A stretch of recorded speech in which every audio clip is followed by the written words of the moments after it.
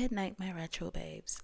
We are going to be doing something completely different tonight, which is a complete rant video about this dumpster fire of a movie, 16 Candles.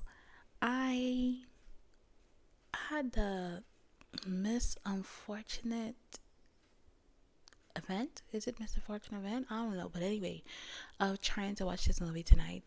And here I am strolling on Tubi and I see it and I'm like, oh, I remember the commercials from when I was young.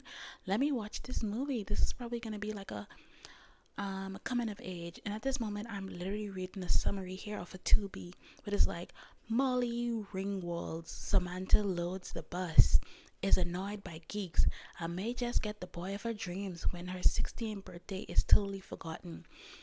So here I am thinking that this is supposed to be some type of rom-com, yada yada yada. However, you know what it is? Trash. This movie is trash. So let's get into it.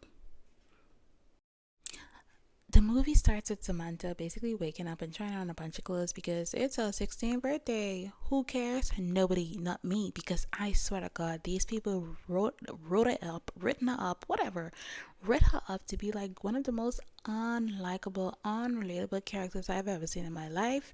If you relate to her, I don't know. I don't want to be your friend. I don't ever want to meet you. That is crazy.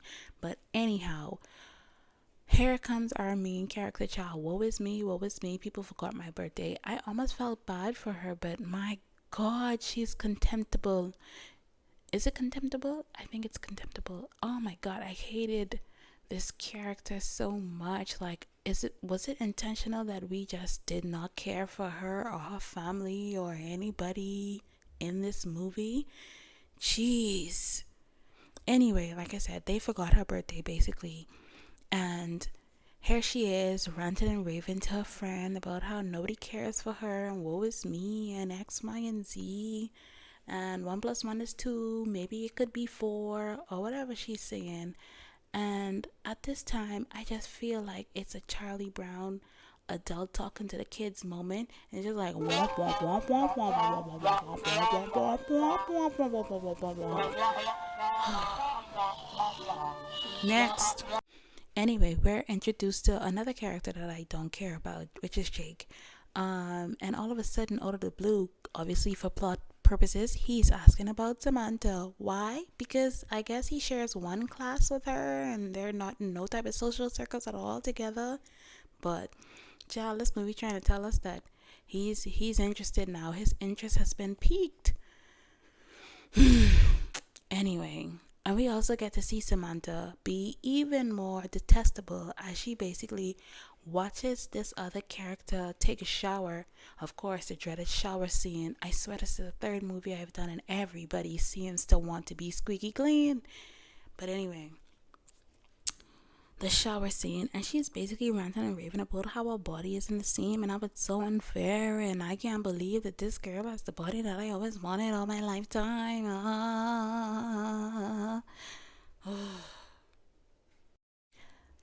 So after this excruciatingly yucktastic bus ride, we end up back at Samantha's house where she finds her grandparents in her room and she makes her way down to the living room, dining room, whatever. She was in the dining room.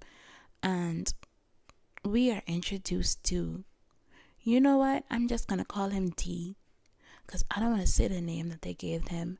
But Jesus Christ, this movie aged like milk in the fucking desert. Excuse my language, guys, but Jesus Christ, every time they would introduce this character, they would use like the sound effect of a gong, and it was painful to watch somebody like, I can't believe people like literally sat down in a room and was like, this is such a great idea, this will knock them dead. I can't believe someone has not pulled this off of TV as of yet. I mean, it's not on TV, but you know what I mean, like, oh my God.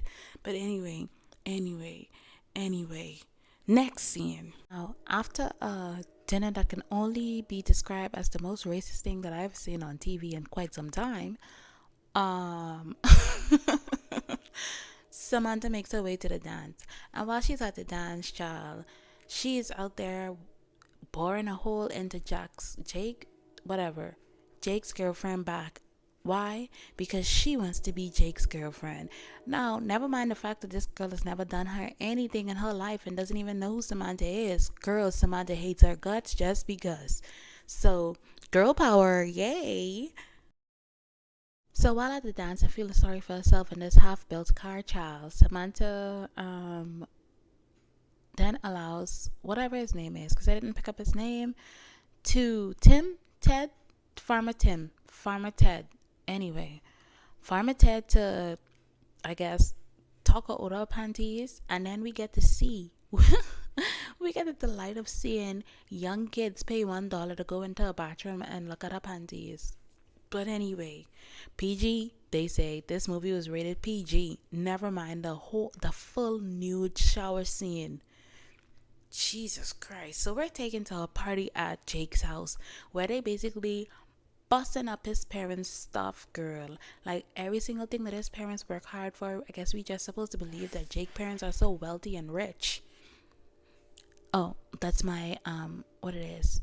That Glade little spray thing. It's on the timer. I can't change it, but I don't think I'm gonna be re-editing this or re-recording this because I can't imagine, like, I haven't even written down anything, guys. I'm rambling at this point, but I have not even written down a script. That's how frustrating this movie was that I just had to, like, rant it out, and I was like, you know what, I'm not gonna make any content from this, but I was like, you know what, I need to because this is insane. People need to know how insane this friggin' movie is. Yeah, anyway, so back to the party. So while we're at this party, I guess the party is over now, and he is over his girlfriend, and he just wants to leave her. Although he didn't just like tell her, say, this is over. No, no, no, no, no, no. He then basically locks out the bedroom door with her hair caught up in the door, and her friends have to then come and cut her hair off, basically for her to get out of the door. And then she's passed out drunk in the room, and we get a scene where he basically lets Farmer Ted know that, oh, you can go in there and you can have her. She's so incapacitated that you could pick her up and take her with you and she won't even be able to tell the difference. Y'all, someone call the police. Someone please call 911 like Wyclef Jean said. Someone please call 911. Cause this is insane, guys. I swear I can't believe people put pen to paper and they came up with this, like a whole board of people, and they had to like run through several different drafts, and these scenes and conversations and dialogues ended up in this final cut of the movie, and they turn around and say, oh, this is a PG movie. Oh, oh wow.